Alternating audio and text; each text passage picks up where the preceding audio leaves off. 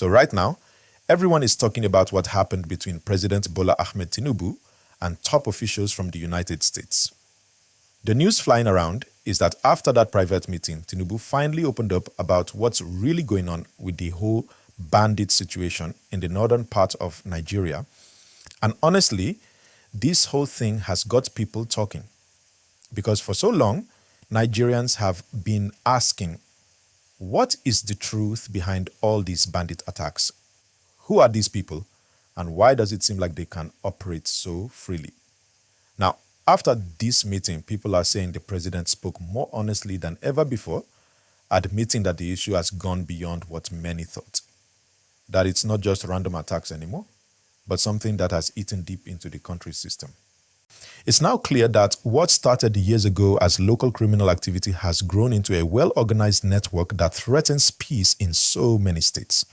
And the fact that this discussion came after a quiet meeting with American officials makes it even more serious. While government officials are trying to keep details of that conversation private, some sources close to the presidency are saying the talks focused on how to get more international support to tackle insecurity. The United States, according to reports, is pushing for Nigeria to take stronger actions against groups behind mass kidnappings, killings, and rural invasions that have displaced thousands of families across the north. Tinubu's team reportedly assured them that the government is working on a new plan, one that mixes military operations with social and economic development in affected areas. Please, if you are watching right now, take a second to like this video and subscribe to the channel. It really helps us grow and keeps you updated with every major story as it happens. Now back to the gist. You see, this whole matter started trending after people noticed that the president's tone changed slightly in recent speeches. He didn't just talk about bandits like before, he started calling it what it really is: organized crime that has become a national emergency. And when he spoke about collaboration with international partners, many people immediately connected it to the US visit. Some political observers believe that the private talk with the Americans made Tinubu realize just how much international attention Nigeria's security crisis has drawn. The United States has been watching closely, and recently several top American diplomats said publicly that they are concerned about rising violence in parts of Nigeria. They even hinted that Washington might consider stronger measures if the Nigerian government doesn't act fast to protect civilians. That kind of pressure is no small thing. It puts Nigeria in a very sensitive position because on one hand, the government wants to show that it's fully in control, but on the other hand, it needs foreign cooperation, intelligence, and sometimes even funding to tackle such large-scale insecurity. So after that meeting, insiders say Tinubu made a firm decision to be more transparent and more aggressive about dealing with those behind the crisis. The president reportedly admitted that some of these criminal groups are no longer just small gangs in the bush. They've formed alliances, they're getting weapons through illegal routes, and they've infiltrated local communities where poverty and lack of jobs make recruitment easy. And that's where the US is expected to come in, helping with intelligence and technology to track weapon supplies and dismantle the bigger network. If you're still with me, don't forget to hit the like button. It takes 1 second, but it really helps this channel reach more people. And make sure you subscribe so you don't miss any of our next updates. Now, let's talk about what this means for Nigerians. You see, when a president starts admitting the depth of a problem, it's not weakness. It's a sign that maybe, just maybe, the country is ready to face reality. For years, we've heard politicians promise to end banditry soon. But everyone on the ground knows it's not that simple. People in Zamfara, Kaduna, Niger, Katsina, they've lived through attacks that make headlines for one day, and then the story disappears. But the fear remains. Families still sleep in uncertainty. Farmers abandon their lands, and many children can't go to school because the roads are no longer safe. Now, if after this US meeting, Tinubu's government is truly changing strategy, that could be a turning point. Reports suggest that part of the plan is to deploy better trained special forces to affected zones and to strengthen intelligence cooperation with local communities. There's also talk of expanding the National Guard concept, giving states more say in protecting their people. But of course, people are asking the big question, why did it take so long? Why did it take pressure from foreign powers before government officials began to speak plainly about what's happening? These are questions the government must answer, because Nigerians deserve security without waiting for anyone from outside to remind them of their duty. Again, guys, if you're following this story, please like this video and subscribe. It keeps you connected with every important gist like these. Now, one interesting twist that people noticed is how the government's tone toward the US has been careful. Tinubu's administration doesn't want to look weak or as if it's taking orders from Washington. So while they are open to cooperation, they're also emphasizing that Nigeria's sovereignty must be respected. That's why officials are choosing their words carefully. You'll hear them say, "We welcome support, but on our own terms." It's diplomacy. But behind the calm tone, there's real tension. In truth, America's concern about Nigeria's north isn't just humanitarian. There are also fears that instability could spread further across West Africa. You already know that the Sahel region, countries like Niger, Mali, and Burkina Faso, has been facing a lot of trouble lately with insurgent groups taking over entire areas. If Nigeria, the biggest country in the region, doesn't get control, the whole area could become a security nightmare. That's why the US and its allies are watching closely. Meanwhile, inside Nigeria, the military is under pressure. The new service chiefs have promised to change tactics, to act faster, and to respond more aggressively. They've started new operations in Zamfara, Sokoto, and Katsina. But the people in those places are saying, we want to see results, not just promises. And that's fair.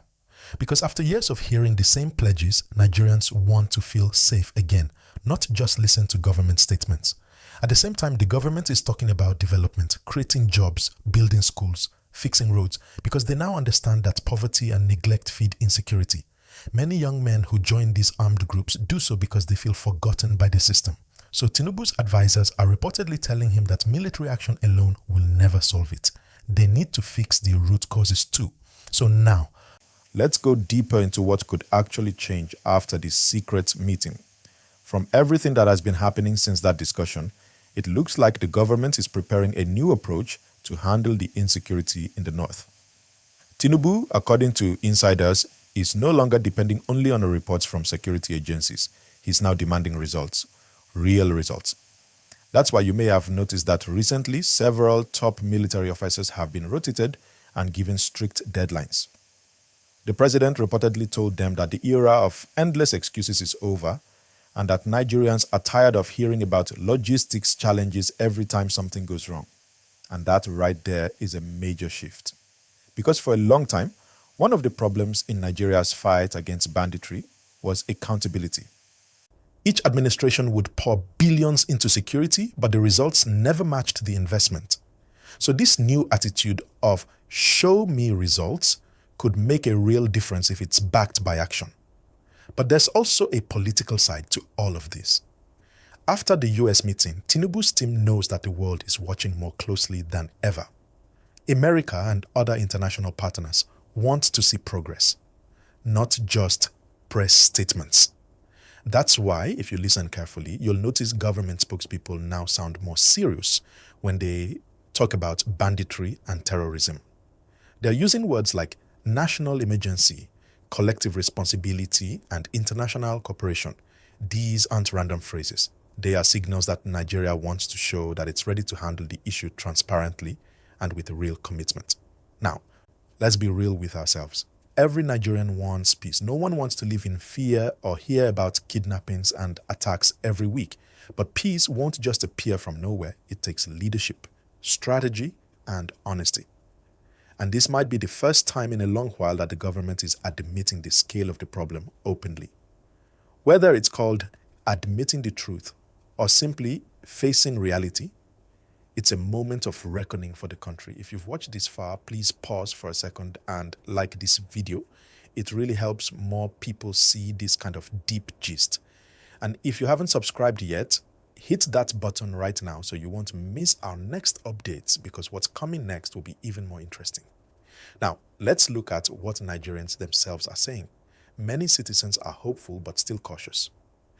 They say, "We've heard promises before," and that's understandable. People in the north have lost loved ones, businesses, and farmlands. They've seen whole communities displaced. So for them, words are not enough. They want to see soldiers on the ground, schools reopening, markets coming back to life, and roads safe again. That's the kind of change that builds trust.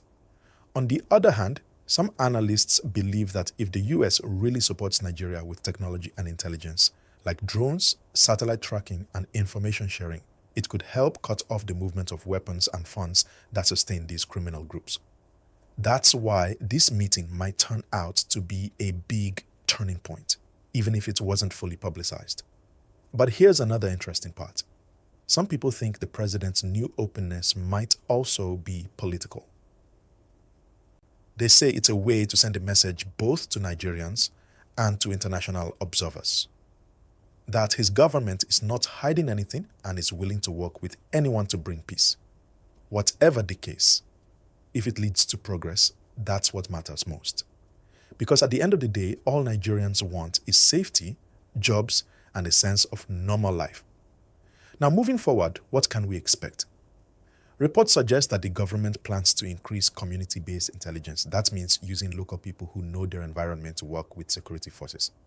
This kind of partnership could change everything because those communities often have information about who the criminals are and where they operate.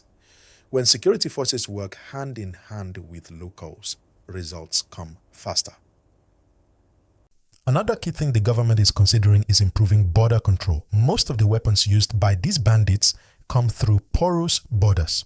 The northern border stretches for hundreds of kilometers, and without strong monitoring, it's impossible to stop smugglers. So if the government really tightens that, it could reduce the flow of illegal arms drastically. But all this won't mean much if corruption and weak coordination continue.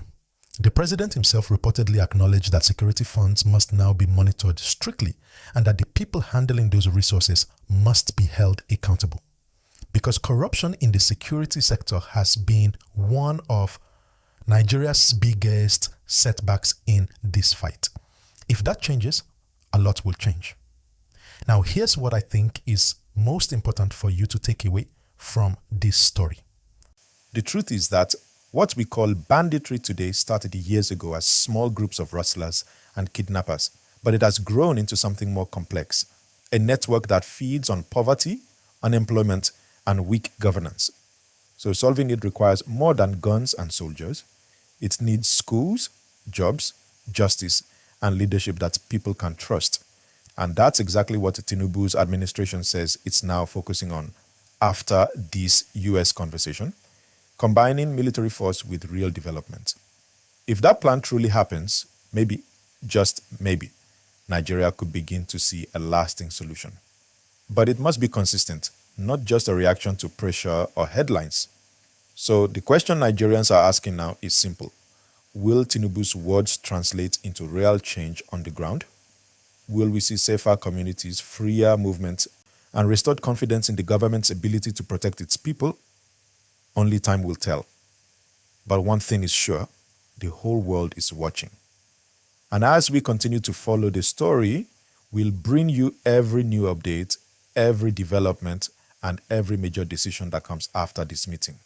So make sure you like this video right now and subscribe, because our next gist will dive even deeper into what this new plan means for the military, the economy, and ordinary Nigerians like you. Thank you for staying till the end. Keep your notifications on, stay safe wherever you are, and remember, peace and security are everyone's responsibility. Until the next gist, this is your guy bringing you the latest as it unfolds.